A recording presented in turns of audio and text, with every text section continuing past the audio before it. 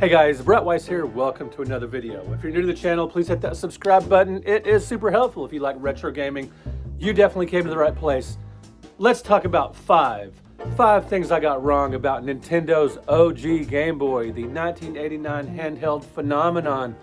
That was the first fully programmable handheld console that was commercially successful. Yes, a decade before that you had the Microvision, but the Game Boy changed everything, and it was a true game changer, so to speak. But I was dead wrong about it. I was a Game Gear guy. But let's talk about 5 things I was completely wrong about Nintendo's Game Boy. Yes, I hate to admit this, but it's true.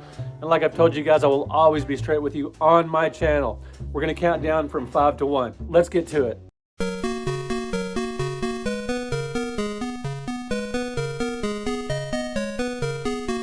All right, guys, number 5. I thought Game Boy games were going to be clearance fodder. Yes, just like the Super Nintendo, NES, and Genesis, games of that era, games that were popular during the 90s, you could find games in clearance bins, of course. Quite a few of them, actually, but not anywhere near I thought of for the Game Boy. I thought I would see bins and bins of Game Boy games cluttering clearance bins, because when I would go into Toys R Us, I would see rows and rows and rows of these little square slips of paper that you would turn in up front so you could get your copy of your game that you wanted and then go pay for it at the register. When I saw hundreds and hundreds of Game Boy games available for sale at Toys R Us, I thought that was insane because I didn't care for the system. And I just thought so many of these games would just end up selling for pennies on the dollar, and I was very wrong about that. Yes, some did get clearance, and you could find bargains at certain points after the game had been out for a while, but that's not what I'm talking about. I thought they would just be, just wholesale clearance, just out the wazoo.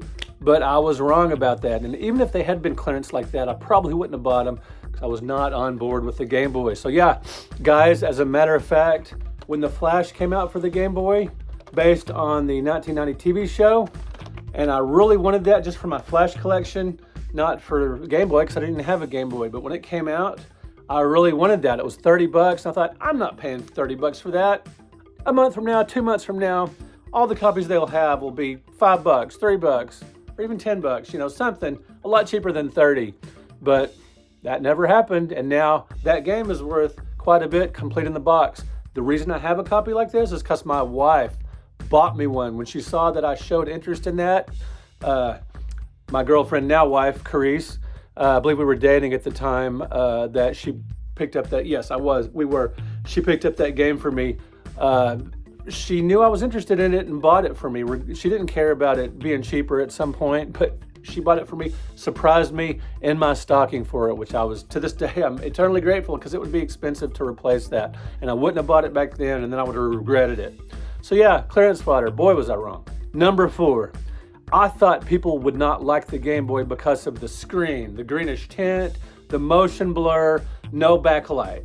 Now, yes, some people didn't like the Game Boy because of these things, but I didn't know so many people would like the Game Boy regardless of these things because they loved so many things about the Game Boy. There are some actually great games for the Game Boy if you can handle that small screen and if that doesn't bother you. And I know a lot of kids love the Game Boy. I could not get past it. I was a team Game Gear. I loved the Sega Game Gear. And my wife and I, we played the heck out of the Game Gear. We would take it with us on trips, especially before we had kids. We treated it like a kid. We got accessories for it, diapers. No, we didn't get diapers for a Game Gear, but we got different types of accessories for it. The carrying case and, where you could plug it into your car, you could plug it into the wall, and other different accessories for the Game Boy. It was our kid before we had kids. So yeah, I was team Game Gear. I was also impressed by the Lynx, but I didn't buy it because it was expensive and I didn't want to buy 2 expensive handhelds. I had the Game Gear, so I didn't need a Lynx. I thought, I do have one now. But anyway, that was years later. Yeah, I just convinced that people ultimately would not like the Game Boy because of its technological limitations and that little screen. Anyway, I was wrong about it. People love the Game Boy.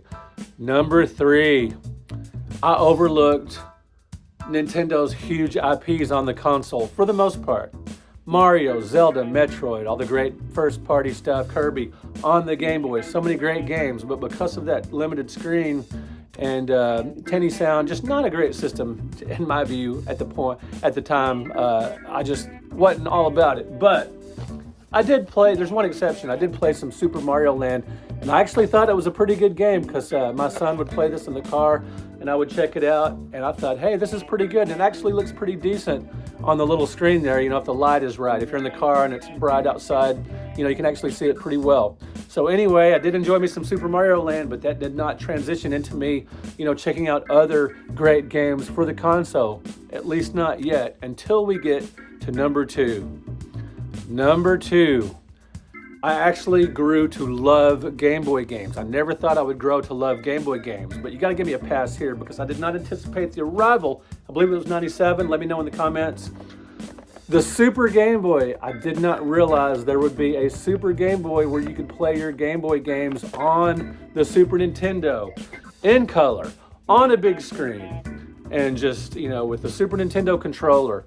I love the Super Game Boy because it forced me, basically, by the hand to discover and play all these incredible Game Boy games, all these first-party titles and beyond. I even got arcade classics like Block and Chase and Mr. Do and Dig Dug, and classics like Miner 2049er, the old, Atari 2600 and Computer and ColecoVision and Atari 5200 game. Yes, there's a Game Boy version of that. There's a Game Boy version of a ton of games, plus a lot of great original games. And I missed out on it for several years until the Super Game Boy came out, and then suddenly I started collecting for the console. Now, guys, in a follow-up video, I will show you guys my Game Boy collection. I've got some pretty now valuable CIB titles that I bought back in the day just because I thought they looked interesting and I wanted to play them, especially on the Super Game Boy. So I will show you guys my collection. We will do that soon. But yeah, I never thought I would be such a Game Boy fan, or at least a fan of the Game Boy games, because of the Super Game Boy. This Game Boy has an amazing library, hundreds and hundreds of great games, and just a massive library. And man, they are super playable on the Super Game Boy. It is awesome. Number one thing I got wrong about the Game Boy: I didn't collect for Game Boy when you could get the games cheap, at least during their initial retail run. Now, I was collecting for the NES at this time, and the Game Gear, and the Genesis, and Super Nintendo, and I was picking up CIB cheap stuff at GameStop, and I would find games marked down at Target or wherever. But I wasn't on the lookout for cheap Game Boy games. That didn't come until the late 90s and beyond, when I had my Super Game Boy, and that's when I started putting together my Game Boy library.